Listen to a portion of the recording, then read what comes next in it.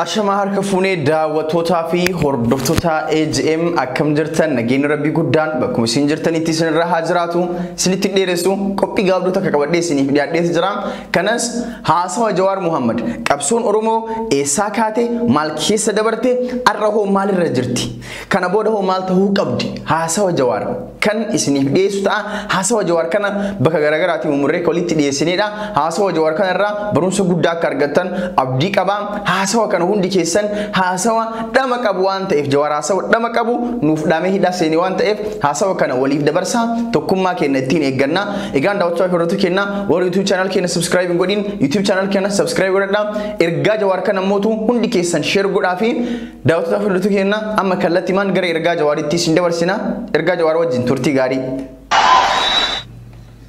ko irraanfachuun dhufaa jira way waa irraanfachuu edeme Hacaaluun waa irraanfachuuf yaaduni waa irraanfachuuf yaaduni gaafiin Oromoo sadii tanan irraanfatina sadii gaafii eenyummaati gaafii abbaa biyyummaati gaafii qabeenyaati gaafii mootummaa dimokiraatawaa sirna dimokiraatawaan buluuti sochii afran qal'oo jechuu beektani ka baharraa ka'e Kaalib irraan fakkees turan Oromummaan tuffatamtee dhiibamtee waan turteef nu namaa gatii miti dirree dhawaa keessatti bara san keessatti cidhaa dirratti namni keenya afaan ofiitiin sirbuu hin danda'u ture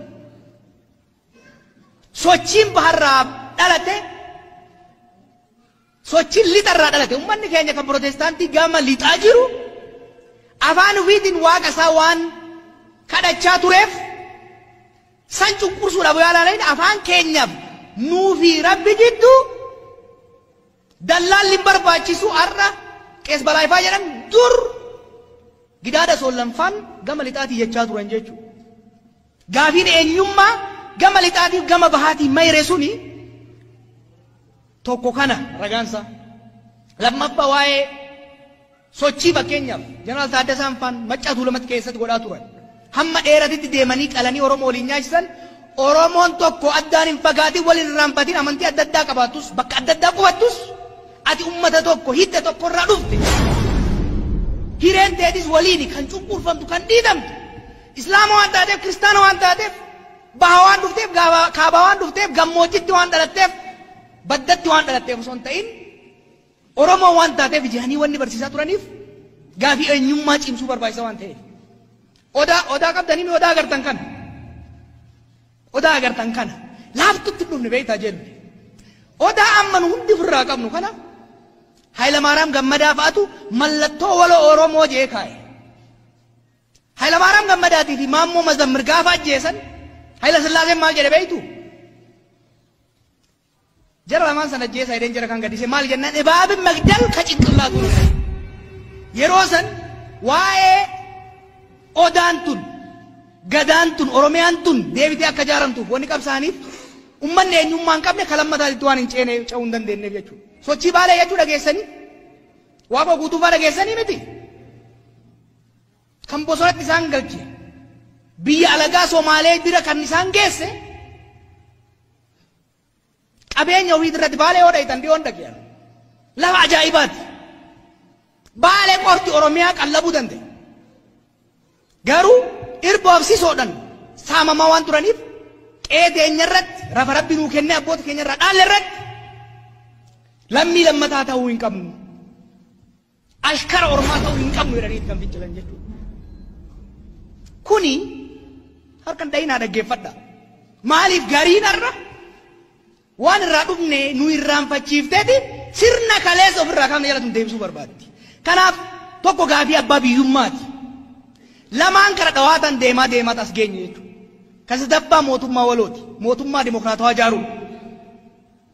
Hanga ammaatitti gaafa qabsoon dundura xirroorraa eegalteerraa baharraa eegalteerraa kibbarraa eegalteerraa lixarraa eegalteerraa jiddu galeessaa dhooteerraa bara afran qallootirraa baaleetirraa Maccaa Tuulamaatirraa kaasee hanga ammaatti qabsoon tun gulantaa takka huba qonnaa gurguddaa sadii jala akka dabarte yaadachuun barbaachisaadha. Tokko revival phase ka jennu kada dammaqiinsa Oromoon kun erga sirna Minilikiin cabee malkatti addaan qoodamee eenyummaan isaa dhiibame eenyummaa alagaa akka fudhatuuf irratti hojjetamuu eegalee booda hoggaa qabsoo eegalu ka duraa hojiin dura gaafin duraa gaafii oromummaa ta'ee miti hojiin duraa abboonni keenya qabsaa'onni nu duraa godhan eenyummaa oromoo deebisanii ijaaruudhaaf ummata kana dammaqsuu qaban turan.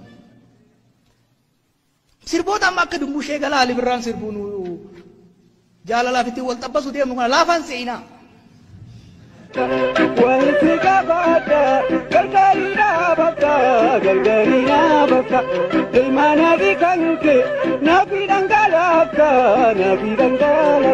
lalla dumbushee gala nagalakala lawan dabree dhufe naftatee dhufe dumbushee gala nagalakala abas.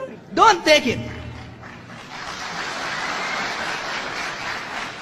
Sirboota Ali Birraa Ali Shabboo kana galaaltan even kaabutoo boodarra galaaltan lafa Oromoo kana keessatti waan jaalallee wayii jalaa badde fakkeesseet asoosaarraa kaasee hamma dirree dhawaatti hamma kabiseetti si geessa. Ummata keenya wal barsiisaa turan jechuudha. Ummata keenya dammaqsuu turan jechuudha. Yeroo ishee Mammarra Shaaffaan gara Somaaliyaa dhaqanii reediyoo afaan Oromoo yeroo duraatiif eegalan qawwee fuudhanii caakkaa seenuu wallaalaniiti miti. By the way, namni tokko Ayyuub Abubakar jedhamu ka yeroo san dhaqee reediyoo san eegale loltuu ture Kufur Zabanyaa keessatti warra Mangistuu Naawwayii wajjin Hayila Sillaasee garagalchuuf hojjete. Loltuun beekamaan qawwee qabu kuni qawwee barbaada dhiisee maaliif miidiyaatti deema hoggaa jenne ummata sammuu isaa irratti hojjechuu waan qabuuf ummata dammaqsu Oromummaa ummata barsiisu ummata wal yaadachiisu walitti hidhuun the revival phase baroota 1960 irraa hanga 70tti hojiin qabsoo Oromoo keessatti hojjetame. The revival phase. Ummanni keenya biyya alaa jiru warri asii dhiibamee bahee seenaa Oromoo barreessuun yaanni Oromiyaa Oromoo jedhu kuni mataa namaa keenya keessatti akka ijaaramu waan diigame san deebisanii ijaaru Oromoo Minilik diige san deebisanii ijaaruun baroota 1970 irraa hanga bara 1991tti deemee jechuudha. 91tti sirriitti qalbifadha. Maaliif handooteef saamunaa Habashaatiin mataa nu keessaa dhiquu yaalaa waan jiraniif. Filannoo booda itti dhufna. Don't worry about election. Waan keessa dabarre beekuu barbaachisa. Phase 1 1960 irraa hanga 70tti the revival phase ummata keenya hojii dammaqsuuti kan hojjenne.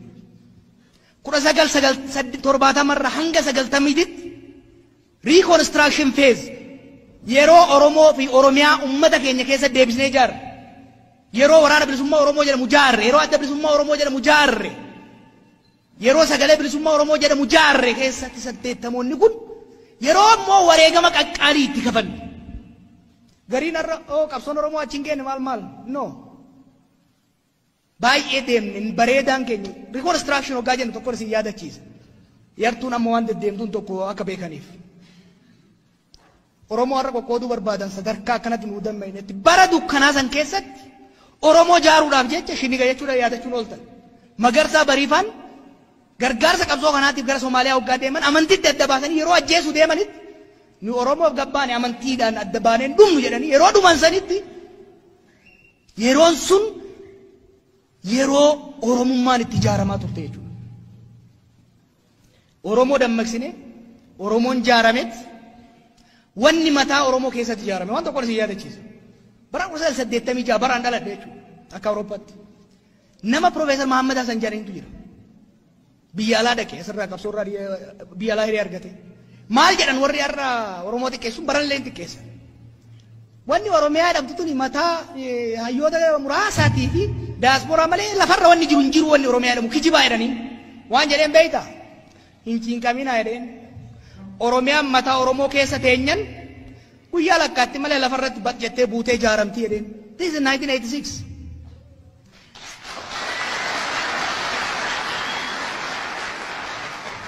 Hayyichi irraa gebeeytan hin dhaadanne hin dhawwaaqe 91 Oromiyaan ijaaramte moo hin ijaaramne? Qubeen hojii qabatte moo hin qabanne? Mallas nuun kennine hin kijibanii bar. Dhiiga baaroo tumsaatiin dhiiga ilmaan Oromoo kumaatamaatiin kan Hayilee Fidaatiin kan Taaddasee Birruutiin kan Maammoo Zammazammariin kan Badhoo Dachaasaatiin Oromiyaan sun Oromoon irratti hojjetee dadammaksee Oromoo wal jaaret osoo jarattiitu wixxifattu 91 Oromiyaa gadi jaarree qubeen barachuu eegalle jechuudha. Kanaaf isinitti hin dheeresse maaliifi miidiyaa kanan lallaala kaadiree waan haasoftuun laala. Bakka wayyaan illee qilleensummaa fuudhee waan deeme itti fakkaata. Afaan Oromoo kunis akkanumatti waan namni asiin ga'e itti fakkaata. Oromiyaan tunis akka xaddeetti gamaa gamanaa nyaatan tuni lafumatti waan dhuftee fi har'uma kaadireen waan jaaree itti fakkaata. No. Waggaa 50 itti buqqaanee itti cabnee itti dhumnee akka finne akka yaadattaniif. Filannoo kana filannoo Baqqalaa fi jidduu Jawaar Mararaa jidduutti miti. Filannoon kun kaayyoo kumaatamaan itti wareeyye. Kumaatamaan manneen hidhaa keessatti itti kola'e. Itti gudeedan. Kumaatamaan baqatee bishaan keessatti itti dhume. Bakka takkatti kan ittiin ceesifnu malee akka gariin itti fakkaatutti yeroo itti qoosaatii miti. Ijoollee taphaa simbiraa lubbuudhaan. Nuuf filannoon kun ka amaanaa abboota keenya hiriyoota keenya asitti sabbata keessa nu biraa fixanii tarkaanfii takka bakkaan hin geenyu guututti tarkaanfii takka gara fuuloon duraa itti ceesifnu jechuudha. Don't ever forget. Biyya kana keessatti waan nuti taane biyya kana keessatti waan Oromoon tahe bineensi hin taane. Bineensi hin taane ilma namaatiif.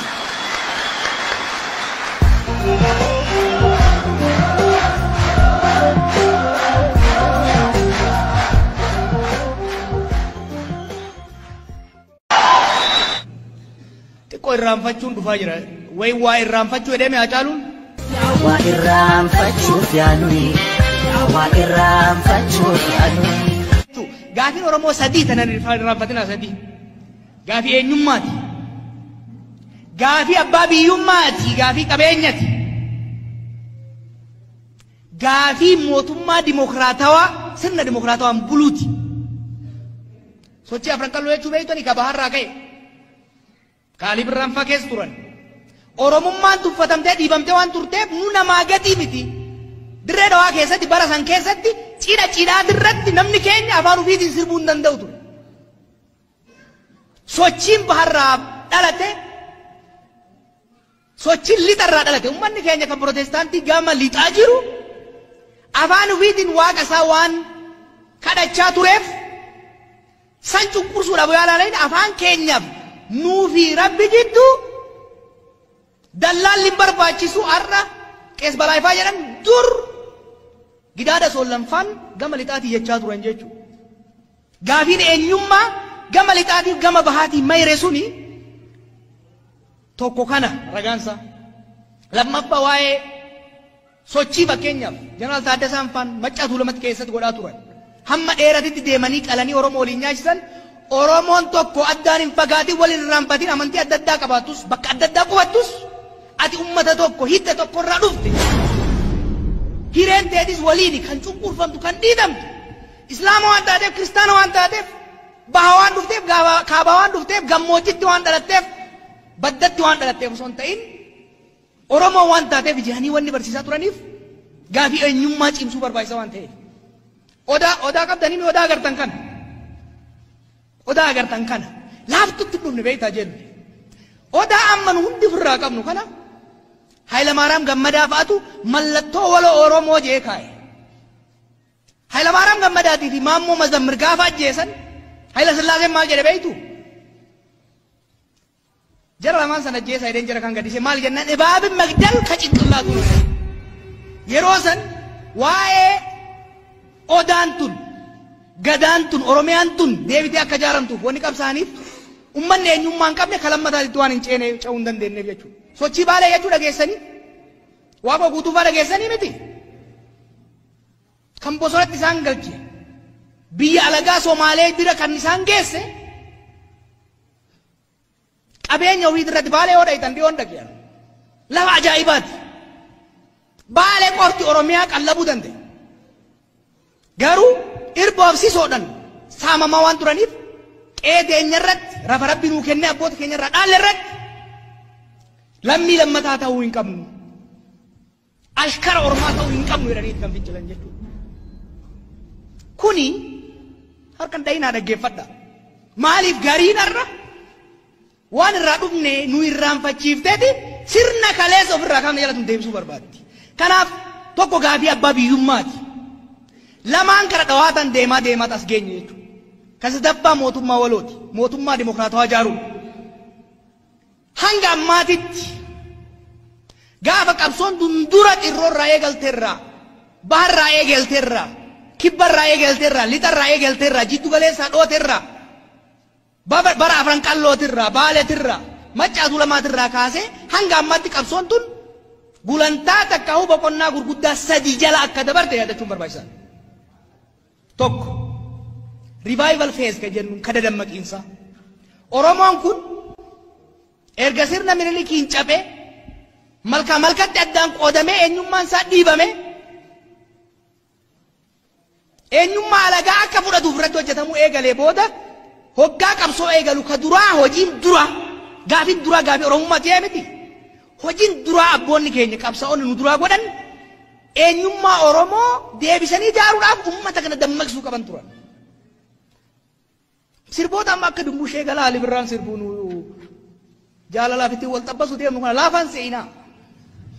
Wanti gabaadha gargaarinaa bakka ilmaan adii kan kee nafi dhangalaafa lalla Dumbushee gala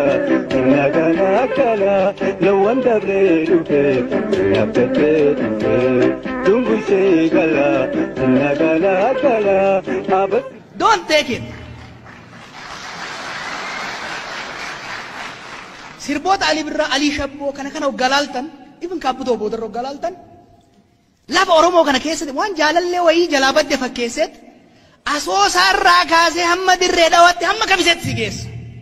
Ummata keenya wal barsiisaa turan jechuudha. Ummata keenya dammaqsuu turan jechuudha. Yeroo ishee Mammarra Shaaffaan gara Somaaliyaa dhaqanii reediyoo afaan Oromoo yeroo duraatiif eegalan qawwee fuudhanii caakkaa seenuu wallaalaniiti miti. By the way, namni tokko Ayyuub Abubakar jedhamu ka yeroo san dhaqee reediyoo san eegale loltuu ture Kubur Zabanyaa keessatti warra Mangistuu Naawwayii wajjin Hayila Sillaasee garagalchuuf hojjete.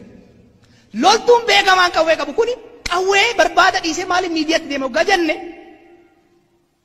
ummata sammuu isaa irratti hojjechuu waan qabuuf ummata dammaqsu Oromummaa ummata barsiisu ummata wal yaadachiisu walitti hidhuun the revival phase baroota 1960 irraa hanga 70tti hojiin qabsoo Oromoo keessatti hojjetame the revival phase. Ummanni keenya biyya alaa jiru warri asii dhiibamee bahee seenaa Oromoo barreessuun yaanni Oromiyaa Oromoo jedhu kuni mataa namaa keenya keessatti akka ijaaramu waan diigame san deebisanii ijaaru Oromoo Minilik diige san deebisanii ijaaruun baroota 1970 irraa hanga bara 1991tti deemee jechuudha. 91tti sirriitti qalbifadhaa. Maaliif handooteef saamunaa Habashaatiin mataa nu keessaa dhiquu yaalaa waan jiraniif. Filannoo boodatti dhufna. Don't worry about election. Waan keessa dabarre beekuu barbaachisa. Phase 1 1960 irraa hanga 70tti the revival phase ummata keenya hojii dammaqsuuti kan hojjenne. 1970 irraa hanga 90tti reconstruction phase yeroo Oromoo fi Oromiyaa ummata keenya keessa deebisnee ijaarre. Yeroo waraana bilisummaa Oromoo jedhamu ijaarre, yeroo adda bilisummaa Oromoo jedhamu ijaarre, yeroo sagalee bilisummaa Oromoo jedhamu ijaarre keessatti 80moonni kun yeroo immoo wareegama qaqqaalii itti kafanne. Gariin irra qabsoon Oromoo achiin keenya maal no. Baay'ee deemne bareedaan keenya reconstruction hoggaa jennu tokko isin yaadachiisa. Yartuun amma waan deddeemtuun tokko akka beekaniif. Oromoo har'a qoqqooduu barbaadan sadarkaa akkanatti nu dammaqnetti bara dukkanaa san keessatti Oromoo ijaaruudhaaf jecha shiniga jechuudha yaadachuun ooltan. Magarsaa Bariifaan gargaarsa qabsoo kanaatiif gara Somaaliyaa hoggaa deeman amantiitti adda baasanii yeroo ajjeesuu deemanitti nu Oromoof gabbaane amantiidhaan adda baaneen dhumnu jedhanii yeroo dhuman sanitti yeroon sun yeroo Oromummaan itti ijaaramaa turte jechuudha. Oromoo dammaqsine Oromoon ijaaramet wanni mataa Oromoo keessatti ijaarame waan tokko isin yaadachiisa. Bara 1986 baraan dhaladhe jechuudha akka Awurooppaatti. nama Profeesar Mahammad Hasan Jaariintu jira. Biyya alaa dhaqee asirraa qabsoorraa biyya alaa hiree argate. Maal jedhan warri har'a Oromoo xiqqeessuun barallee xiqqeessan. Wanni Oromiyaa dhabdu tuni mataa hayyoota muraasaatii fi daasporaa malee lafarra wanni jiru hin jiru wanni Oromiyaa dhabu kijibaa jedhanii waan jedheen beeyta hin ciinqaminaa jedheen Oromiyaan mataa Oromoo keessa teenyan guyyaa lakkaatti malee lafarratti bat jettee buutee ijaaramti jedheen. This is 1986.